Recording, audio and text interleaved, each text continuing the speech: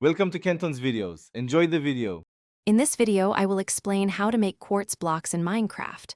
Start by venturing into the Nether, a fiery dimension where nether quartz ore is abundant.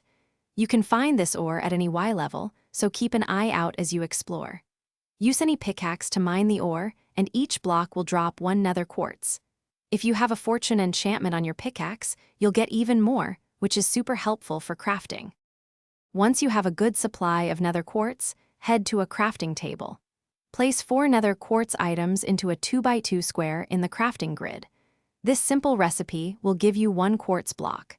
These blocks are fantastic for building elegant structures and adding a touch of sophistication to your Minecraft creations. Beyond the basic quartz block, you can craft more decorative versions.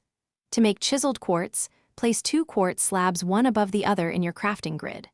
For pillar quartz, arrange 3 quartz blocks vertically in a crafting grid.